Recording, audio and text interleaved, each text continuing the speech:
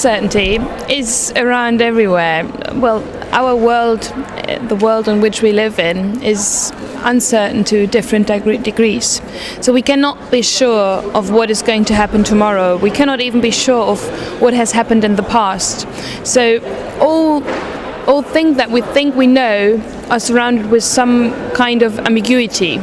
And this is particularly relevant when it comes to economics and economic policy.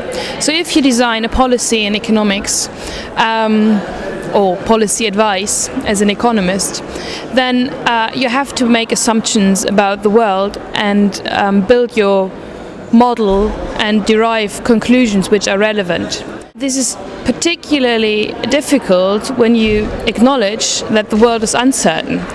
So then you get no clear results, or you have not gotten clear results so far, because economic models were based on the assumption that the world is certain. Economists knew that this is wrong. They used this assumption in order to simplify the world in a way that they can treat it theoretically. Our professors kind of gave us a lot of freedom to come up with really interesting ideas and invite researchers to the university, which are really of the top 5% and very relevant.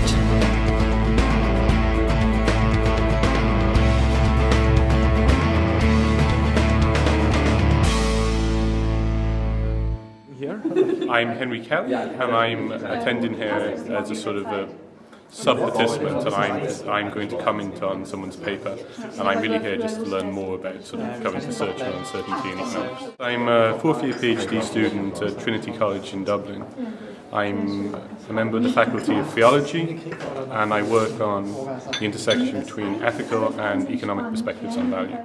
Well, I think I've always been interested in uncertainty, and I think in the current economic climate and the current political climate, economic methodology needs to come to terms with this concept and to integrate it much more into its current research.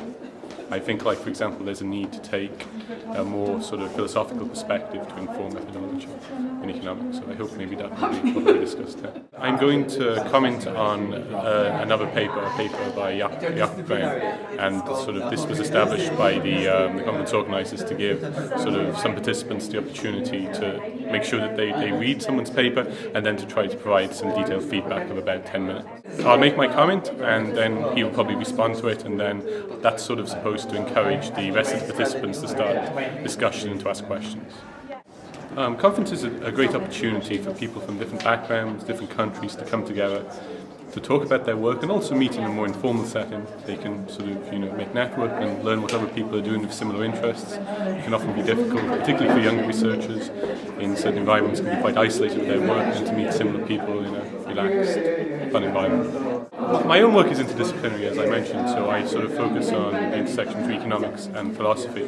So by coming here, if there are people from these perspectives and maybe also political science, you can sort of, by having a common theme of uncertainty, people can try to translate their work into a more common academic space, and that will allow sort of a greater level of understanding, and people can also then question their own prejudices in their research.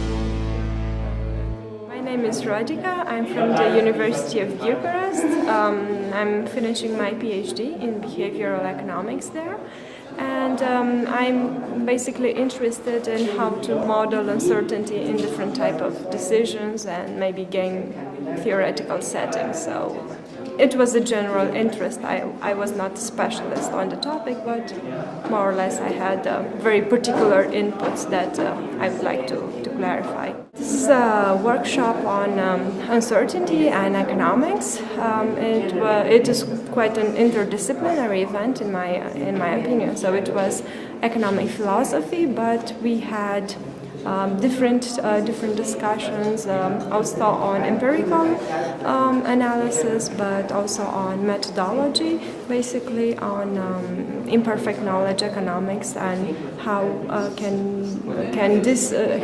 how the theories from this heterodox field can be more and more implemented also into the mainstream discourse, and of course can help the economy to be better than it is now. It was a very interesting mix for me, so now I have so many information in my head that I need to do some further reading. But for example, it was interesting to see the relation between behavioral economics and this type of heterodox school from a methodological perspective, and so I had a different totally perspective before coming here. So now I have many things to think about. So yeah, I really enjoyed it.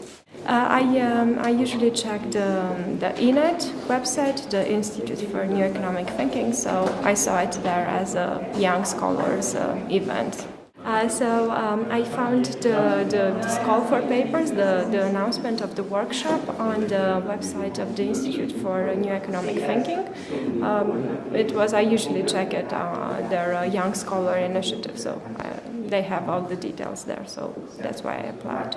It is good for building a contact network because they managed to bring very high-profile speakers, which it's quite hard to contact in different settings, and also the group was quite small, so we were able to talk a lot with the professor and between us. So I guess it's one of the best ways if you are able to participate in such a small gathering to actually create sustainable contacts and not only exchange visit cards or something.